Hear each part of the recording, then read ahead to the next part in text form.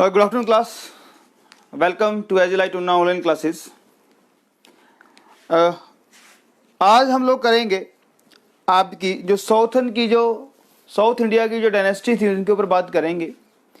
अभी तक जो हम लोगों ने बात की थी, हमने बोला था कि जो पोस्ट गुप्ता था, पोस्ट गुप्ता के बाद पोस्ट गुप्ता जब गुप्ता डायनेस्टी खत्म होती है तो इंडिया दो हिस्सों में डिवाइड हो जाता है, एक नॉर्दर्न इंडिया और एक साउथर्न इंडिया। ठीक है, एक नॉर्थ इंडिया के अंदर डिवाइड हो जाता है, दूसरा साउथ इंडिया के अंदर डिवाइड हो जाता है। और नॉर्थ इंडिया के अंदर जो मेन डायनेस्टी ऊपर रहती है उसका नाम था वर्धन डायनेस्टी।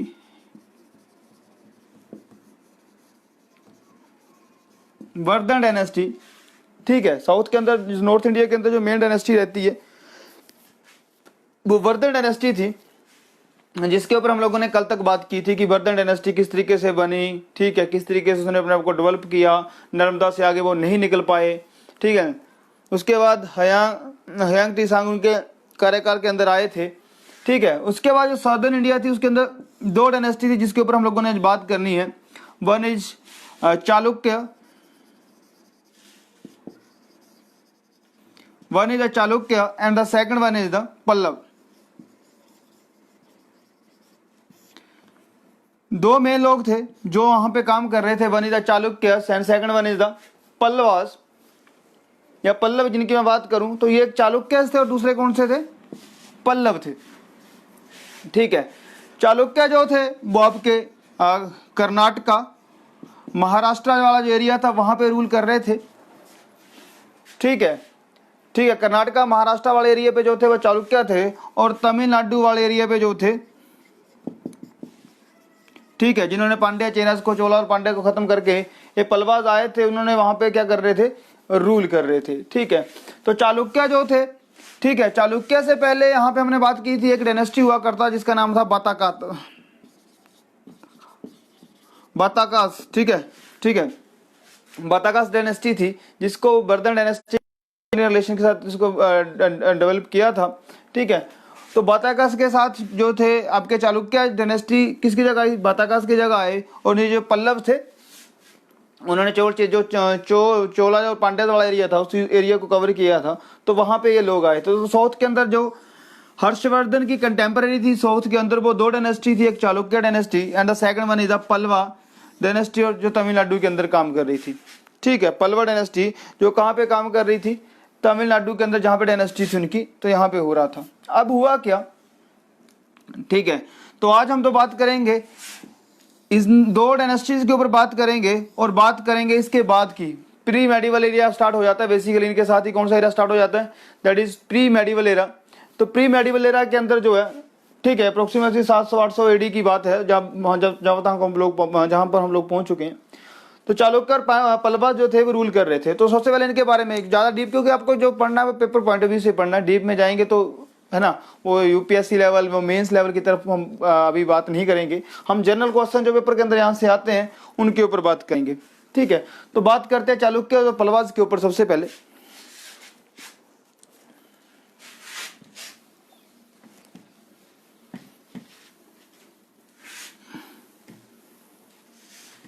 ठीक है, तो साउथर्न इंडिया के अंदर जो साउथ इंडिया थी, साउथर्न इंडिया के अंदर दो डायनेस्टी जो थी, एक थी आपकी चालुक्य और दूसरी थी आपकी पल्लव। कौन सी थी? चालुक्य और पल्लवा थी। तो सबसे पहले हम बात करते हैं चालुक्य की। जो पहले मेन चालुक्य हुआ करते थे, ठीक है, ठीक है, मेन चालुक्य हुआ करते हैं जिन्हें सेंट्रल चालुक्य भी कहा जाता है, ठीक है। मेन चालुक्य जो हुआ करते हैं चालुक्य और बादामी कहा जाता है। क्या कहा जाता है? चालुक्य और बादामी। बादामी मतलब बादामी क्या हुआ करती थी? चालुक्य की कैपिटल हुआ करती थी। कैपिटल हुआ करती थी कौन सी? चालुक्यों की जो कैपिटल हुआ करती थी बादामी, और इसे बतापी भी कहा जाता था। कई जगह बतापी आता है, कई जगह बादामी आता है। बादामी कर्नाटका, बतापी जो है कर्नाटका के अंदर है। तो जो चालुक्य हुआ करते थे उनकी कैपिटल क्या हुआ करती थी? बादामी हुआ करती थी, या बतापी जो थी उनकी कैपिटल थी। और इस चालुक्य डायनेस्टी को जो स्टार्ट करने का श्रेय जाता है वो पुलकेशिन वन को जाता है, किसको जाता है, पुलकेशियन वन। ठीक है, तो बादामी जो था बाद में लेटर में दो हिस्सों में डिवाइड हो जाती है। ठीक है, एक ईस्टर्न चालुक्य, ईस्टर्न चालुक्य, ये इम्पोर्टेंट क्वेश्चन है। बाद में लंबे टाइम के बाद जो है, जो एक ईस्टर्न चालुक्य हो जाते हैं, दूसरे कौन से हो जाते हैं आपके, वेस्टर्न, वेस्टर्न चालुक्य। ठीक है, ईस्टर्न चालुक्य और वेस्टर्न चालुक्य या चालुक्य ऑफ वेंगी, चालुक्य ऑफ वेंगी, कहाँ का चालुक्य, चालुक्य ऑफ बेंगी कहा जाता है इन्हें। ईस्टर्न चालुक्य क्या कहा जाता है, चालुक्य ऑफ बेंगी या चालुक्य ऑफ कल्याणी, चालुक्य ऑफ बेंगी या चालुक्य ऑफ कल्याणी के नाम से भी जाना जाता है। ठीक है, तो ईस्टर्न चालुक्य जो थे वह चालुक्य ऑफ बेंगी कहा जाता है, और जो वेस्टर्न चालुक्य थे उन्हें चालुक्य ऑफ कल्याणी कहा जाता था बाद में। ठीक है, तो इसके बारे में बहुत इंपॉर्टेंट क्वेश्चन है, आपको ये याद रखना इनकी कैपिटल के बारे में जो पूछा जाता है। जो स्टार्टिंग की कैपिटल थी चालुक्य की, दैट इज बादामी या बतापी भी कहा जाता है। और जो दूसरा है अपना जो बाद में जो है वो आपकी जो चालुक्य वो दो हिस्सों में डिवाइड हो जाते हैं, one is the eastern Chalukya, second में द वेस्टर्न चालुक्य। तो जो ईस्टर्न चालुक्य थे वो बेंगी के चालुक्य कहा जाता है, और जो दूसरे थे उनके कल्याणी के चालुक्य ऑफ कल्याणी कहा जाता है। ठीक है, चालुक्य ऑफ कल्याणी कहा जाता है। ठीक है,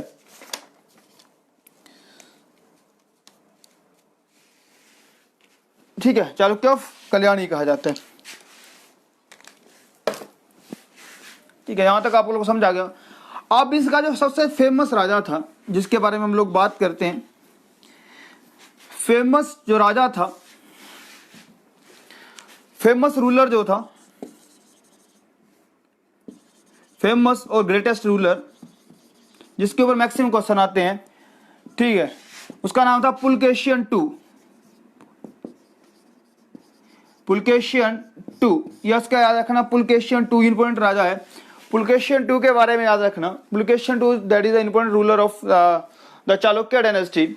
और इसने क्या किया था, एक हर्षवर्धन को डिफीट किया था। हर्षवर्धन, हमने बात की थी ना, वर्धन डायनेस्टी का जो सबसे स्ट्रॉन्गेस्ट राजा था जिसका नाम था हर्षवर्धन डायनेस्टी। ठीक है, तो हर्षवर्धन को क्या किया था इसने, हर्षवर्धन को हराया था on the bank of Narmada river, on the banks of Narmada river. ठीक है, on the banks of Narmada river, Narmada नदी के किनारे जो था, इसने क्या किया था, पुलकेशियन जो था, हर्षवर्धन ने क्या किया था, इसको हराया था नर्मदा के किनारे।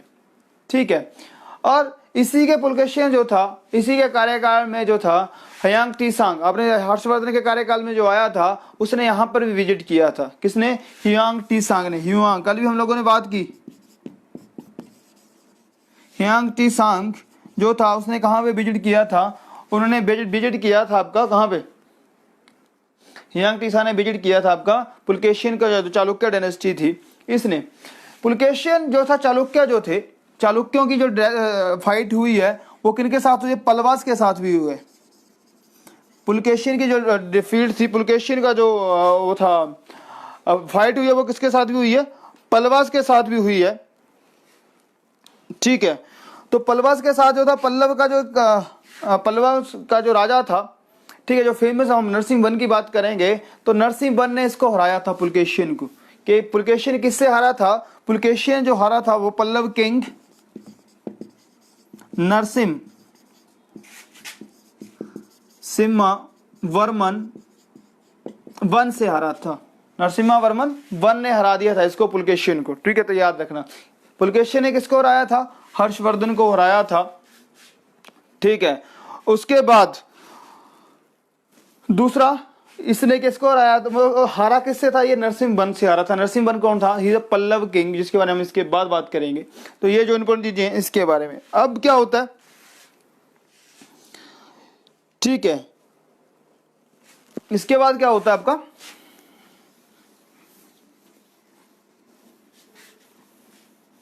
ठीक है, इसका जो फेमस है, जो पुलकेशियन वन का जो हमें इंस्क्रिप्शन मिलती हैं वो हमें मिलती हैं कहाँ पे, जो एप्लीकेशन की जो हमें inscription, Aihole inscription, Aihole inscription याद रखना कहाँ से मिलती है। आईहोल इंस्क्रिप्शन कहाँ पे है? कर्नाटका के अंदर है, ठीक है। इसका एक फेमस कवि हुआ करता था, कवि का नाम था आपका रवि कीर्ति। एक पोइट हुआ करता था किसके दरबार में? पुलकेशिन किसके? चालुक्य के दरबार में रवि कीर्ति। उसने ये इंस्क्रिप्शन लिखी है, किसमें है? संस्कृत में। इंस्क्रिप्शन कौन सी भाषा में है? संस्कृत भाषा में इंस्क्रिप्शंस है ये, ठीक है। रवि कीर्ति ने लिखी है इंस्क्रिप्शन, कौन सी? संस्कृत भाषा में इंस्क्रिप्शन है ये, ठीक है। और कन्नड़ स्क्रिप्ट है। कौन सी स्क्रिप्ट है? कन्नड़। कन्नड़ स्क्रिप्ट भी हमें कौन सी वहां पे मिलती है, ठीक है। तो इसके बारे में हमें वहां पता लगता है, किसके बारे में? इसके बारे में, चालुक्यों के बारे में। यहां से इंपॉर्टेंट चीजें जो हमें पता लगती हैं, ठीक है। उसके बाद इसके कार्यकाल में, चालुक्यों के कार्यकाल में फेमस जो आर्ट एंड कल्चर का वो डेवलपमेंट हुआ, आर्ट एंड कल्चर, ठीक है। आर्ट एंड कल्चर का जो था वो इंपॉर्टेंट डेवलपमेंट हुई है किसके कार्यकाल में? चालुक्यों के कार्यकाल में। जो क्वेश्चन पुट होता है, ठीक है, वो क्या था? इसके कौन से? टेम्पल ऑफ आईहोल, ये इंपॉर्टेंट है। टेम्पल ऑफ पतदकल, टेम्पल ऑफ पतदकल, ठीक है, और टेम्पल ऑफ आईहोल, ठीक है। और एक चीज आपको मैं कल ही बात की थी कि जो चालुक्य थे उनका जो टेम्पल आर्किटेक्चर था, क्या? टेम्पल आर्किटेक्चर जो था वो बसरा स्टाइल था, बसरा स्टाइल। तो किस तरीके के टेम्पल उन्होंने बिल्ड किए थे अपने कार्यकाल के दौरान? तो उन्होंने अपने कार्यकाल के दौरान जो टेम्पल डेवलप किए थे वो टेम्पल थे आपके बसरा स्टाइल। तो किस टेम्पल, किस आर्किटेक्चर के अंदर थे ये?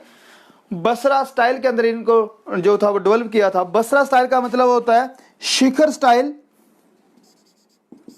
शिखर प्लस द्रविडियन स्टाइल। द्रविडियन, शिखर प्लस द्रविडियन मतलब जहां पे शिखर भी होता था और विमान भी होता था। विमान मतलब हम बात करेंगे, विमान स्टाइल क्या होता था कि बहुमंजिली बिल्डिंग बनाई जाती थी, 5 से 7 मंजिली बिल्डिंग बनाई जाती थी एक ही शेप में, उसे बोलते थे विमान। तो विमान टाइप का जो था आर्किटेक्चर जो था वो यहाँ पे डेवलप होता था। तो कौन सा ये इनका जो आर्किटेक्चर, टेम्पल आर्किटेक्चर था वो याद रखना, बसरा स्टाइल। ये बहुत इंपॉर्टेंट क्वेश्चन है, कल भी हम लोगों ने बात की थी। गुप्ता के टाइम में कौन सा आर्किटेक्चर स्टाइल डेवलप हुआ था? दैट इज शिखर स्टाइल, ठीक है।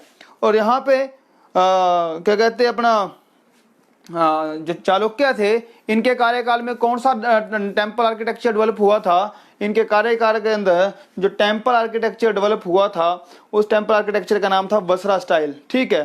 तो इसी बसरा स्टाइल के अंदर फेमस टेम्पल आपको याद रखना है, temple of Aihole and temple of Pattadakal. कौन कौन से? Temple of Aihole and the temple of Pattadakal. तो टेम्पल ऑफ आईहोल की बात करें तो यहाँ पे 70 टेम्पल, 70 टेम्पल का एक समूह है, जैसे विष्णु टेम्पल है। कोई आईहोल के अंदर किसी भी टेम्पल का अगर आपको क्वेश्चन पेपर के अंदर आता है, ठीक है, तो उसका आंसर एक ही होगा कि उन्होंने बनाया, वो चालुक्यों ने बनाया है।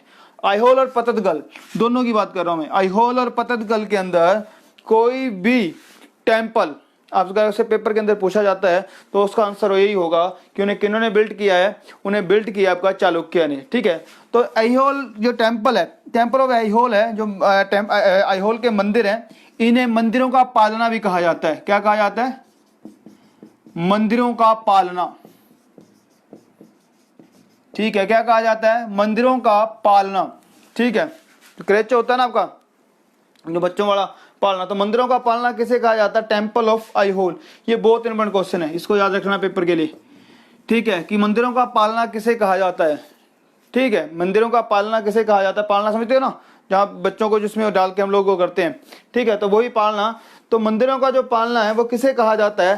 Temple of Aihole. जो आईहोल के अंदर जो मंदिर है उन्हें मंदिरों का पालने के नाम से भी फेमस है ये चीज। तो ये पेपर पॉइंट ऑफ व्यू से बहुत इंपॉर्टेंट क्वेश्चन है पेपर के लिए, याद रखना। जो मंदिरों का पालना है टेम्पल ऑफ आईहोल है, वो आपका कहाँ पे आपका टेम्पल ऑफ आइहोल, आपका मंदिरों का पालना जो है वो किन्होंने बनाया है? चालुक्य ने। दूसरा बात करूं टेम्पल ऑफ पद्दकल, टेम्पल ऑफ पद्दकल जो है वो भी किसने बनाया है? चालुक्य ने बनाया है। ये 10 टेम्पल का एक सीरीज है। कितने? 10 टेम्पल।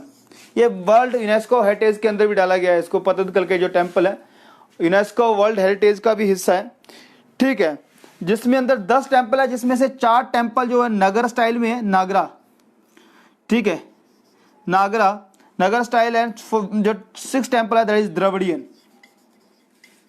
नगर मतलब आप बात कर सकते हो काइंड ऑफ शिख स्टाइल ही होते हैं नगर स्टाइल जो होते हैं टेम्परेचर, ठीक है। तो नागरा स्टाइल के कितने? 4 टेम्परेचर बात कर रहा हूँ बार बार। 4 Nagara style temples in Pattadakal and 6 Dravidian style. तो टोटल 10 टेम्पल है कहाँ पे? टेम्पल ऑफ पद्दकल के अंदर, ठीक है। तो ये भी किन्होंने बनाया है? This is also built by Chalukya dynasty, ठीक है। तो इसमें याद रखना जो सबसे इंपॉर्टेंट क्वेश्चन यहाँ से पूछा जाता है टेम्पल का, ये टेम्पल जो है बहुत इंपॉर्टेंट है जो पेपर के अंदर आने वाला है, ठीक है। क्वेश्चन भी आता है पेपर के ऊपर, तो इसको याद रखना। टेम्पल ऑफ आइहोल को कहा जाता है मंदिरों का पालना के नाम से जाना जाता है, जहाँ पे 70 टेम्पल का एक पूरे का पूरा ग्रुप है टेम्पल्स का, ठीक है। दूसरा टेम्पल ऑफ पद्दकल जो है वहाँ पे 10 टेम्पल है, जिसमें से 4 नागरा स्टाइल में और 6 आपके द्रविडियन स्टाइल में। और यहाँ से जो है वो इंपॉर्टेंट क्वेश्चन पेपर के ऊपर पूछा जाता है, ठीक है। तो ये आपका जो इंपॉर्टेंट क्वेश्चन जो कहाँ से रिलेटेड थे, ठीक है, जो यहाँ पे इंपॉर्टेंट क्वेश्चन वो किससे रिलेटेड थे? आपके चालुक्य डायनेस्टी जो थे वो आपके यहाँ से पूछे जाते हैं, ठीक है। तो यहाँ आपका सारे का सारा आपका चालुक्य डायनेस्टी के ऊपर। आई होप कि सभी को ये पता लगा। चालुक्य डायनेस्टी के बारे में जो क्वेश्चन होते हैं वो यही आते हैं। आई होप कि सभी को इस चीज़ का हो गया होगा, ठीक है।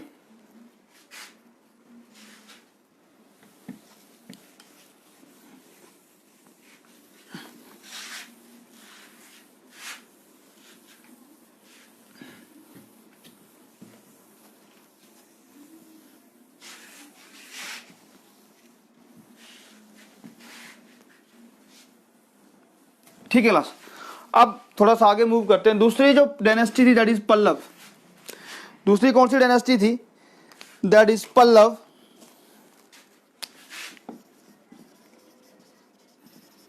पल्लवाज या पल्लव जो थे वो बेसिकली कहां पे रूल कर रहे थे? तमिलनाडु वाले एरिया पे। कहां पे?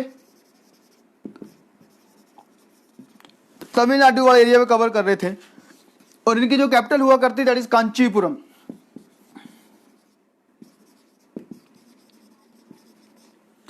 कौन सी कैपिटल हुआ करती थी इनकी? इनकी जो कैपिटल हुआ करती थी, ठीक है, इनकी जो कैपिटल थी दैट इज कांचीपुरम। कांचीपुरम जो थी वो कैपिटल हुआ करती थी किनकी?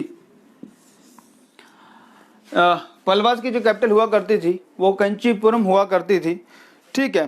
तो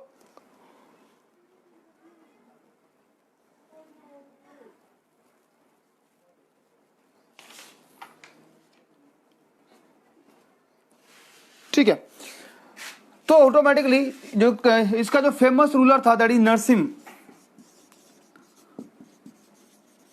वर्मन वन।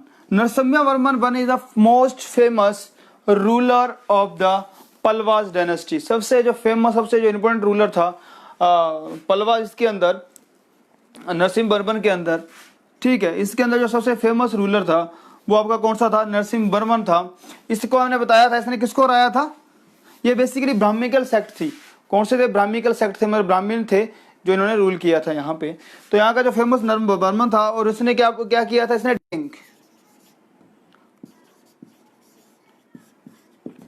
ठीक है, फेमस या ग्रेटेस्ट उसको हराया था नरसिम्हा वर्मन ने। किसने हराया था?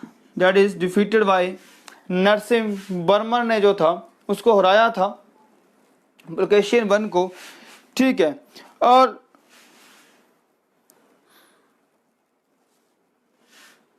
ठीक है, और इसने क्या किया था? इसकी वजह से इसको क्या कहा गया था? पुलकेशिन जो था चालुक्य का बदामी का था या बतापी का था, इसलिए इसको बतापी कोंडा भी कहा जाता है। बतापी कोंडा, ये बहुत इंपॉर्टेंट क्वेश्चन है पेपर के लिए। बतापी कोंडा किसे कहा जाता था? That is known by Narasimha Varman one थे। नरसिम्हा वर्मन जो वन थे उन्हें कहा जाता था, क्योंकि उन्होंने किसको हराया था? जो बदामी के जो किंग थे, चालुक्य जो पुलकेशिन II थे, उनको हराया था। इस वजह से इसे क्या कहा जाता था, बतापी कोंडा भी कहा जाता था। ठीक है, इसके जो फेमस रूलर हुए हैं वो 2 हुए हैं, एक नरसिम्हा I और नरसिम्हा II, नरसिम्हावर्मन II। ठीक है, नरसिम्हावर्मन II। तो 2 याद रखना, इनके कार्यकाल के अंदर ये 2 फेमस राजा हुए थे, नरसिम्हा I और II। बेसिकली ये पल्लव एवं आर्किटेक्चर, आर्ट एंड आर्किटेक्चर के लिए भी फेमस है। इनका जो साउथ वाले मैक्सिमम आर्ट एंड आर्किटेक्चर के क्वेश्चन आते हैं, बाकी कुछ ज़्यादा फेमस क्वेश्चन नहीं आते। यही पूछा जाता है कि जो टेम्पल है वो किसने बनाया था और कब बनाया था, बस कुछ नहीं है। ठीक है, आर्किटेक्चर। ठीक है, आर्किटेक्चर की मैं बात करूँ, आर्ट एंड आर्किटेक्चर, तो इन्होंने एक नया टेम्पल डेवलपमेंट की बात की थी जिसका नाम था Dravidian style of architecture. Dravidian style of architecture. ठीक है, द्रविडियन स्टाइल ऑफ आर्किटेक्चर जो था वो इन्होंने डेवलप किया था। अब द्रविडियन स्टाइल ऑफ आर्किटेक्चर अगर मैं बात करूं, हाँ, द्रविडियन स्टाइल ऑफ आर्किटेक्चर था क्या बेसिकली, तो द्रविडियन आर्किटेक्चर जो था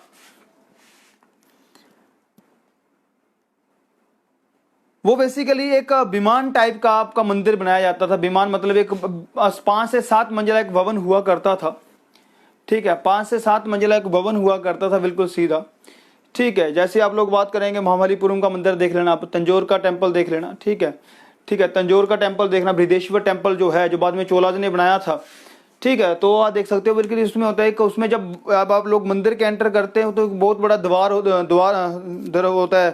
द्वार होता है जिसे हम गोपुरम कहते हैं। ठीक है, गोपुरम कहा जाता है। मंडप हुआ करते थे उसके अंदर। ठीक है, या फिर पूरे का पूरा आर्किटेक्चर स्टाइल है वो हुआ करता था उनका जो। तो बेसिकली क्या था, ये विमान टाइप के बड़े बड़े मंदिर हुआ करते थे, 5 से 7 मंजिला मंदिर हुआ, भवन हुआ करता था, जिसके ऊपर मंडप हुआ करते थे। मंडप जहाँ पे मतलब देवदासियाँ वगैरह या लोग पूजा अर्चना या लोग उनका देखा करते थे, तो वो सब चीज़ें यहाँ पे होती थी। द्रविडियन स्टाइल ऑफ आर्किटेक्चर जो था वो स्टार्ट किसने किया था, पल्लव्स ने किया था। स्टार्ट किसने किया था, पल्लवाज ने किया था। और अपने जैनिथ के ऊपर, मतलब अपने पीक के ऊपर जो था, बाद में चोलाज के पीरियड के अंदर इसने हाई अपनी पीक पर गया था। ठीक है, और इसी स्टाइल के अंदर तो कुछ फेमस टेम्पल है यहाँ के जो पूछे जाते हैं। ठीक है, तो यहाँ के कुछ फेमस टेम्पल है जो, एक तो 2 नरसिम्हावर्मन ने बनाए हैं। ठीक है, 2 किसने बनाया है, ठीक है, नरसिम्हावर्मन ने। सबसे याद रखना कि नरसिम्हावर्मन ने ही एक टाइम मतलब तमिलनाडु के अंदर जो एक जगह है जिसका नाम मामल्लीपुरम या महाबलीपुरम। ठीक है, तो इस जगह की जो स्थापना किसी जगह को बनाया था वो किसने किसने कहा जाता बनाया था, क्योंकि उसे नरसिम्हा को मामल्ला भी कहा जाता था। नरसिम्हावर्मन को क्या कहा जाता था, मामल्ला भी कहा जाता था। उसके नाम के ऊपर मामल्लीपुरम या महाबलीपुरम जो था, ये टर्म जो शहर को दी गई थी। ठीक है, और इसने 2 फेमस टेम्पल बनाए थे महाबलीपुरम के अंदर, तमिलनाडु के अंदर। One is the Rath temple and the second one is the Rath temple and the second one is the Mandap temple।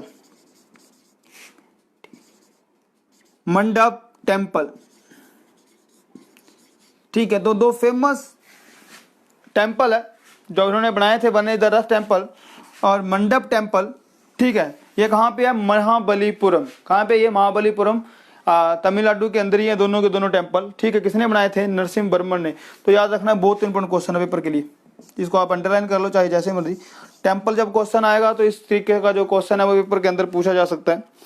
ठीक है, दूसरा जो राजा था दैट इज नरसिम्हावर्मन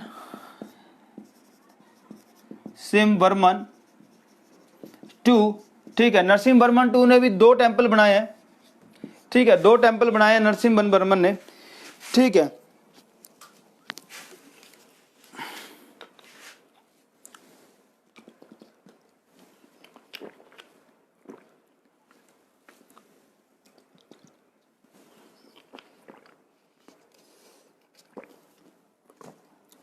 ठीक है, तो नरसिम्हावर्मन को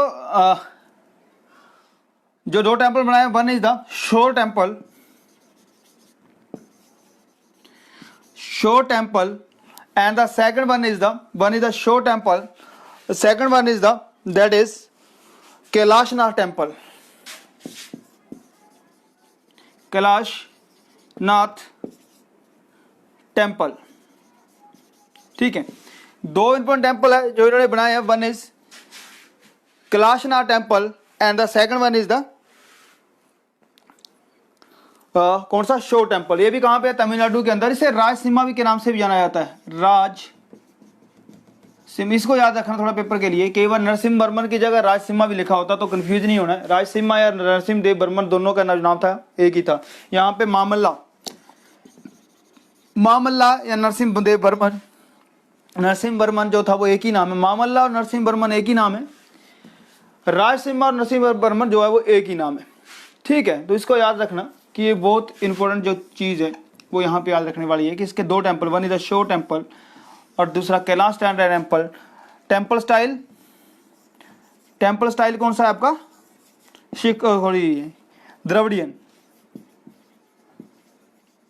द्रविडियन स्टाइल ऑफ आर्किटेक्चर जो था वो यहाँ पे यूज किया गया था. किसके अंदर, इस इसके अंदर पलवास के अंदर. ठीक है, तो ये कुछ फेमस चीजें हैं जो पलवास के ऊपर क्वेश्चन पुट करती हैं और पूछा जाता है. ठीक है, अब बात करें पलवास के अंदर. पलवास जो टाइम था वो 7th 8th सेंचुरी के अंदर पलवास जो थे वो रूल कर रहे थे. कहाँ पे, साउथ के अंदर. तो 7th 8th सेंचुरी के अंदर ही आपकी भक्ति मूवमेंट का भी आगाज होता है. कौन सी मूवमेंट,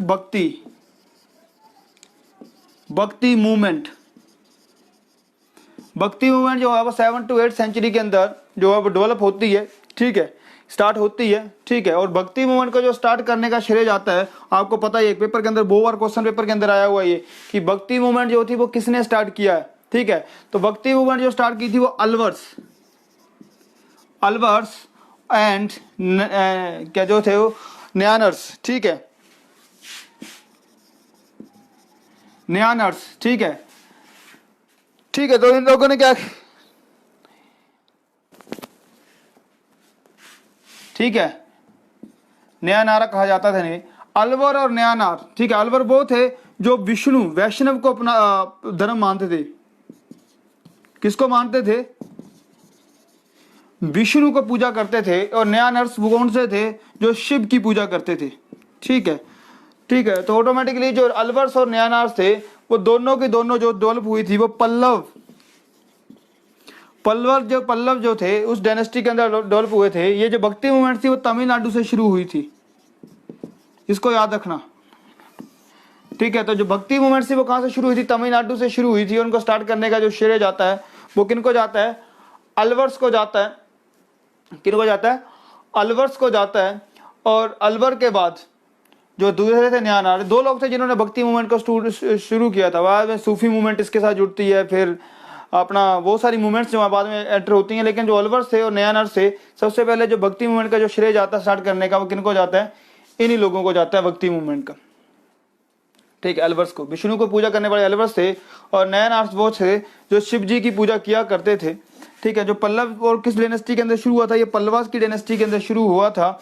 और ये कहाँ पे रूल कर रहे थे, तमिलनाडु के अंदर. ठीक है, तो ऑटोमेटिकली ये आपकी थी जो चीजें हम लोग किसके बारे में बात कर रहे थे, ये हम लोगों ने बात की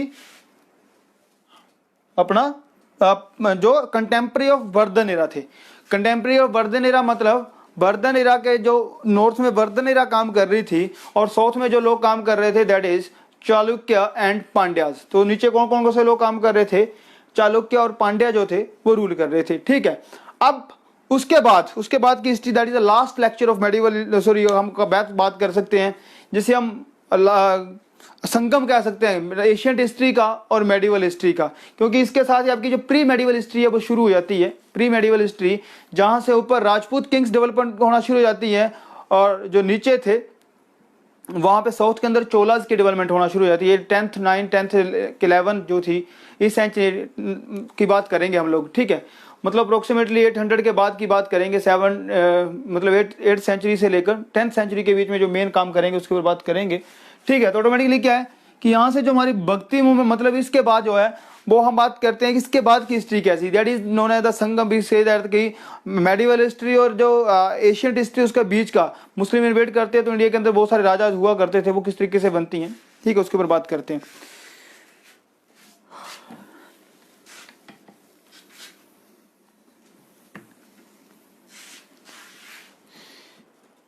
ठीक है, तो अब क्या, अब थोड़ा इंडिया नक्शे की बात करेंगे हम बस, ठीक है, जनरल सिंपल नक्शा बनाए से, क्योंकि इंडिया को कुछ इस तरीके से ये साहब, तो हम उस तरीके से बात कर देते हैं।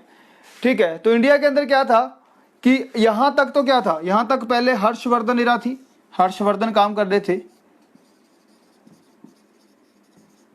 हर्षवर्धन थे। यहां पे आपके मतलब यहां पर भी जो हर्षवर्धन थे, यहां पे जो आपके थे वो आपके कौन से थे, चालुक्य, और यहां पे कौन से थे, पल्लव। यहां पे कौन से थे, पल्लव। ठीक है, तीन लोग थे जो मेन काम कर रहे थे। वैसे छोटी पार्टियां हर्षवर्धन के टाइम भी जो छोटे छोटे रूलर थे वो थे, काम कर रहे थे। जैसे हम बात करेंगे प्रतिहार्ष की बात करेंगे, ठीक है, पालास की बात करेंगे, इसके बाद आते हैं। ठीक है, तो ये था। तो यहाँ पे जो मेन कैपिटल वो कन्नौज थी सामने, ठीक है, यहाँ पे कन्नौज था, यहाँ पे बदामी था, और यहाँ पे कौन सा, कांचीपुरम। ठीक है, तो ये मेन जगह थी जिसके लिए अब क्या हुआ, हर्षवर्धन खत्म हो गया, क्योंकि हर्षवर्धन का कोई आगे था नहीं, बारिश था नहीं, तो ऑटोमेटिकली क्या था, ये टूट गया छोटे छोटे उसमें। ठीक है, तो यहाँ पे क्या हो गया, छोटे छोटे इसमें टूट गया। लाइक इस वाले एरिया पे कौन से, राजस्थान वाला जो एरिया था, इस एरिया पे आगे आपके गुज्जर प्रतिहार्ष, गुज्जर प्रतिहार्ष, ये उस टाइम भी रूल कर रहे थे जब हर्षवर्धन था, उस टाइम भी रूल कर रहे थे। इंडिपेंडेंट छोटे छोटे रूलर थे ये, जिन्होंने बड़ा डेवलप नहीं किया था उस टाइम, लेकिन रूल कर रहे थे उस टाइम भी। तो यहाँ पे कौन आ गया आपके, गुज्जर प्रतिहार्ष आ गए। इस बिहार वाले एरिया के ऊपर, जो बिहार वाला एरिया था, इसके ऊपर पाल्स आ गए। इसके ऊपर कौन से आ गए, पाल आ गए। ठीक है, मेन याद रखना, या कन्नौज, या कन्नौज था ना, तो कन्नौज के ऊपर करने के लिए यहाँ पे पाल आए। उसके बाद ये चालुक्य को हटा के, ये चालुक्य जो थे इनको खत्म करके यहाँ पे राष्ट्रकूट आ गए। बाद में क्या हुआ, चालुक्य को डिफीट करने के बाद जो थे वो किन्होंने यहाँ पे एंटर किया, राष्ट्रकूटाज आ गए। और पल्लवाज को डिफीट करने के बाद यहाँ पे इंपीरियल चोलाज आ गए, इंपीरियल चोलाज। ठीक है, तो आपने देख रहे हो कि साउथ के अंदर क्या हुआ, यहाँ पे जो राष्ट्रकूट थे ये आ गए। अब इन्हें ट्राई पार्टी स्ट्रगल भी कहा जाता है। यहाँ पे ट्राई पार्टी स्ट्रगल होती है किसको, क्योंकि मैंने क्या बताया, मेन जो था वो कन्नौज था, मेन क्या था, कन्नौज था। तो इस कन्नौज के पाने के लिए ये तीनों आपस में क्या करते हैं, लड़ते हैं। तीनों क्या करते हैं, इनकी आपस में लड़ाई होती है। ठीक है, किन किन की, राष्ट्रकूट की, गुज्जर्स की, और फिर पाला की। ठीक है, तो आपस में ट्री पार्टी स्ट्रगल किसके लिए होता है, तीनों का, गुज्जर्स के लिए होती है। सारी राजपूत जो थे वो किंगडम हुआ करते थे। ठीक है, राजपूत जो थे वो किंगडम हुआ करते थे सारे के सारे। और राजपूत किंगडम होने की वजह से क्या हुआ, अब ये लोग क्या करने शुरू हुए, आपस में लड़ना शुरू हुआ। किसको पाने के लिए, कन्नौज, क्योंकि मेन क्योंकि हर्षवर्धन का राज खत्म हो गया था, अब ये राज जो था वो खाली पड़ा हुआ था। तो इसको पाने के लिए फिर तीनों क्या करते हैं, आपस में बैटल करते हैं, जिसके ऊपर हम लोग कल बात करेंगे पूरी की पूरी, कि वो बैटल क्या थी, कौन जीता है, कौन हारता है, क्या होता है उसके ऊपर। ठीक है, क्या क्या चीजें बनती हैं वहां पे। ठीक है, तो इसके बाद फिर क्या होता है, इसके बाद लेकिन जो इंपीरियल, ये सबसे इंपॉर्टेंट, इसे गोल्डन एज भी कहा जाता है साउथ इंडियन डायनेस्टी की। गोल्डन एज किसके, इंपीरियल चोलास को गोल्डन एज भी कहा जाता है साउथ इंडिया के अंदर। बेसिकली हुआ क्या था, क्योंकि इकलौती राजा थे जो इन्होंने श्रीलंका से लेकर यहाँ गंगा तक इन्वेड करना शुरू कर दिया था। चोला ने कहाँ से किया, चोला ने श्रीलंका को भी जीत लिया। इधर गंगा तक आने वाले ये पहले इकलौते साउथ इंडियन किंग्स थे जिन्होंने इन्वेड किया था नॉर्थ की तरफ। पहले चोला किंगडम थे। ठीक है, और इन्हीं के राजा को, जो राजा था, उनको क्या कहा जाता था, गंगई कुंडा के नाम से भी जाना जाता था। ठीक है, और इन्होंने अप्रोक्सीमेटली ये पूरे का पूरा अपना जो आपकी राजेंद्र वन सबसे फेमस राजा था, जिन्होंने बहुत सारी डिफीट किया, बहुत सारा आगे एक्सपेंड किया चोला किंगडम को। किंगडम था जिसने नॉर्थ की तरफ इन्वेड किया, इन्वेंशंस किया, और गंगा तक इसने जीता था। और गंगा तक जीतने के बाद क्या हुआ, इसने अपनी जो ईस्ट एशिया था, मतलब आपकी कम्बोडिया वाले जितने भी एरिया थे नीचे वाले, इंडोनेशिया तक जो उन्होंने अपने आप को कवर किया था श्रीलंका से लेकर, और उनका सारे का सारा वो था। ठीक है, अब क्या हुआ इसके बाद, ये तो थे इंपीरियल चोला, इसके ऊपर बात करेंगे, इनके ऊपर बात करेंगे, राष्ट्रकूटास की बात करेंगे, अजंता की गुफाएं है ना, एलोरा के जो केव टेम्पल्स हैं तो किन्होंने बनाए थे, राष्ट्रकूट ने बनाए थे, बहुत सारे क्वेश्चन पेपर के अंदर आते हैं इससे रिलेटेड। ठीक है, प्रतिहार्स की बात करेंगे, पालास की बात करेंगे। उसके बाद क्या हुआ, इनके खत्म होने के बाद और राजपूत राजा किंगडम हुए, जैसे कन्नौज के अंदर आपके राठौड़ आ गए, दिल्ली के अंदर आपके चौहान आ गए, मालवा के अंदर ठीक है, मालवा के अंदर आपके कौन से आ गए, मालवा के अंदर आपके परमार आ गए। ठीक है, मालवा के अंदर परमार आ गए, दिल्ली के अंदर चौहान आ गए। चौहान बहुत इंपॉर्टेंट रोल प्ले करता है, मुस्लिम जब एंटर करते हैं तो बहुत सारी होती है ना। कन्नौज के अंदर राठौड़ आ गए। ठीक है, गढ़वाल डायनेस्टी उसके अंदर शुरू हो जाती है आपकी। ठीक है, मालवा के अंदर आपके परमार आ जाते हैं। ठीक है, उस इस तरीके से आपकी बहुत सारी जो राजपूत डायनेस्टीज थी वो डेवलप होना शुरू होती है। तो जो कल का लेक्चर रहेगा हमारा सारे का सारा, वो सारा राजपूत किंगडम्स के ऊपर बात करेंगे और चोला इंपेरियर उसके बाद बात करेंगे। ठीक है, इसी के साथ फिर हमारा जो एशियन हिस्ट्री है वो खत्म होती है। और कल हम बात भी कर लेंगे जो इन्वेशन ऑफ फॉरेन इन्वेडर्स जो थे, वो तर्किश और जो अरब इराक से जो एंटर किए थे, है ना। पहले इराक से एंटर मोहम्मद बिन कासिम हुआ, फिर मोहम्मद तुर्किश से आए, फिर गोरी आया। तो उस चीज़ को हम लोग डिफाइन करेंगे, उसके ऊपर जो मेन क्वेश्चन पेपर के अंदर आते हैं वो बात करेंगे।